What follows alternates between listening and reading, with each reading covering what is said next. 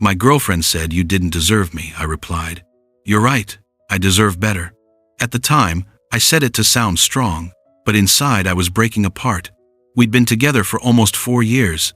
I thought we were happy, the kind of couple that posted inside jokes, shared playlists, and planned futures in quiet coffee shops. But lately, things felt off.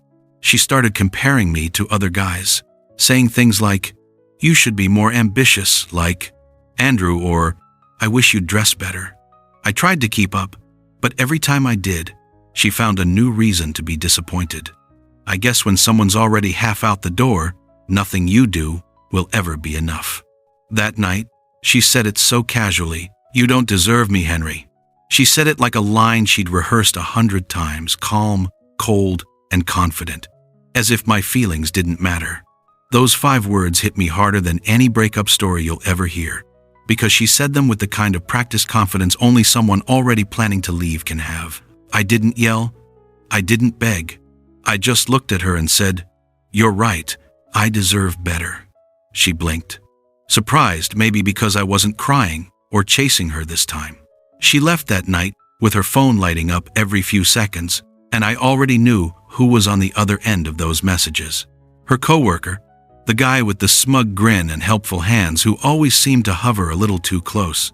I just didn't know that would be the same man she'd leave me for. The days after the breakup were strange. The silence in my apartment was heavy at first, like it was mocking me. Every sound reminded me of her laugh, her perfume, the way she used to hum when cooking. But after a while, that silence became peace. I started going to the gym, not to impress anyone, but to feel like myself again. I deleted social media for a while too. I needed to heal without scrolling through reminders of her new life. When I came back online, it was like I'd walked into a movie I didn't audition for. There she was, same smile, new man. Photos of expensive dinners, beach trips, and fancy cars. Her captions were filled with self-love quotes and hashtags about choosing happiness. I didn't comment, didn't react, just scrolled, smiled, and closed the app. Because for once, I wasn't jealous. I was free. Sometimes silence is the most powerful way to say, "I'm over you," and I was starting to believe it. 3 months later, I got a message request. Her name lit up my screen at 1:47 a.m., the same name that used to make my heart race. Now, it just made me curious. Her message was short. "Hey, I know it's late. Can we talk?" I didn't reply. I wanted to, but something in me said not to, so I waited. The next morning, she tried again. "Please, I just need someone who understands." That line almost made me laugh. When I needed someone who understood, she was busy, falling for someone else. Later that day, a mutual friend told me her new boyfriend had been seen out with another woman, a model from his gym. Apparently, it wasn't even the first time. He'd been cheating for months. Suddenly, the self-love captions disappeared, the perfect photos stopped, and that's when I realized karma didn't always arrive loudly. Sometimes it just showed up quietly, wearing truth like perfume. The "can we talk?" messages didn't stop. At first, they came every few days. "Hey, just wanted to check in." Then every night, "Are you awake?" She never mentioned her new boyfriend, but I didn't need her to. The silence between her words said everything. I didn't respond. Not because I was bitter, but because I'd finally found peace, and I wasn't going to trade it for closure I didn't need. I started spending more time outdoors, hiking, running, reconnecting with friends I'd neglected while I was busy trying to be enough for her. And it felt good. I realized she used to drain me so much that peace felt boring. Now, boring felt beautiful. One night, my phone buzzed again, another message. This time it said, "I miss the way you made me feel safe." I didn't even open it. I just locked my screen and smiled. She left looking for excitement, and now she missed the calm she took for granted. That's how life works. You never realize what real love looks like until chaos wears you out.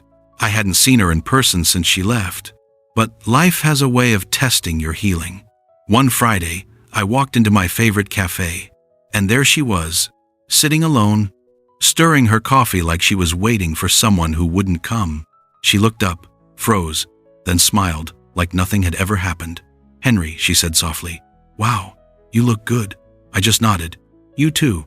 She asked if we could sit. I didn't want to make a scene, so I joined her.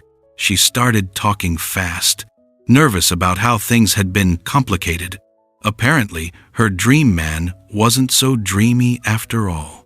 "He's not who I thought," she said, eyes wet. I wanted to feel sympathy, but all I felt was distance.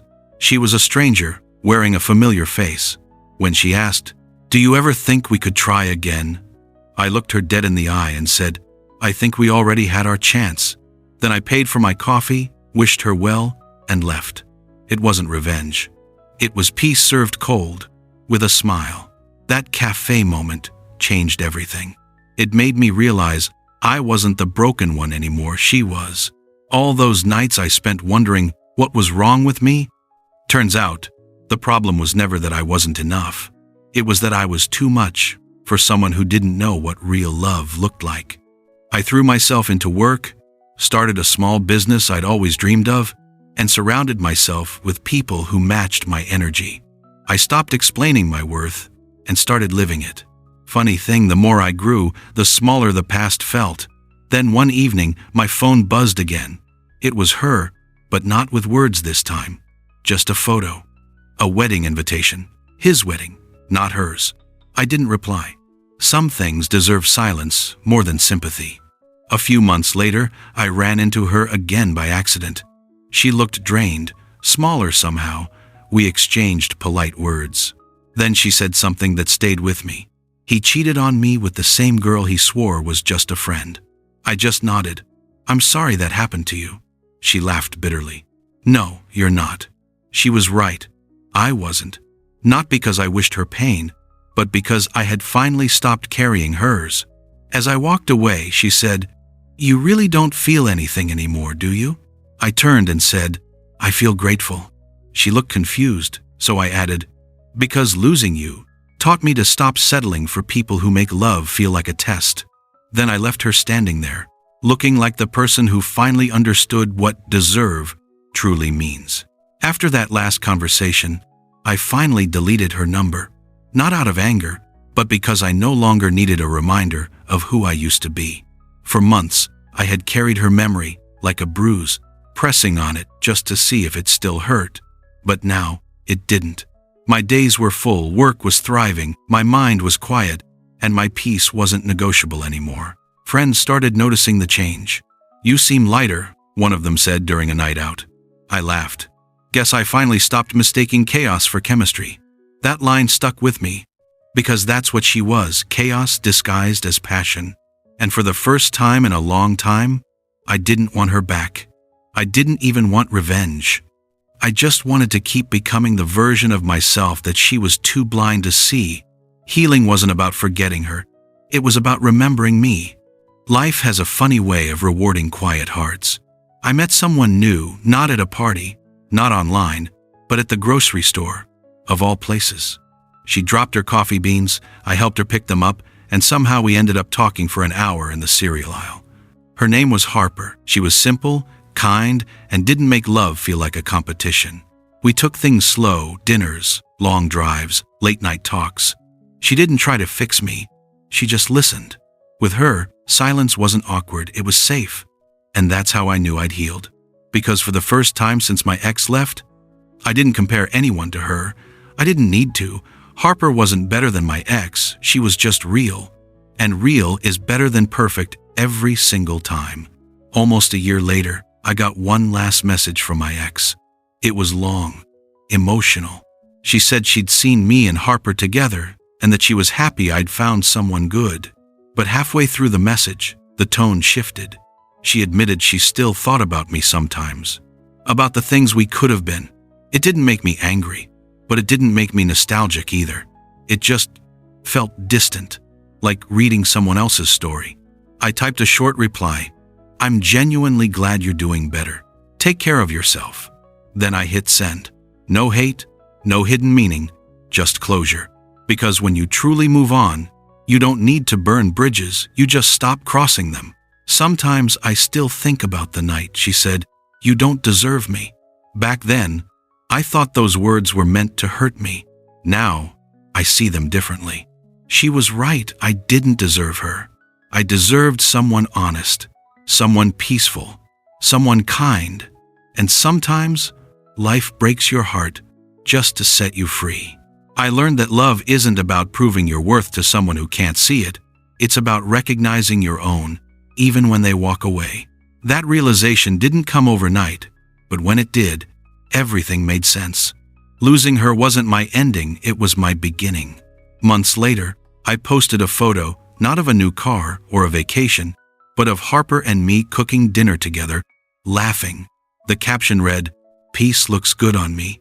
That post got more attention than anything I'd ever shared. Even she saw it. I know, because she liked it. And that, right there, was the quietest revenge of all. Not blocking her, not ignoring her, just living well enough that she had to watch from a distance.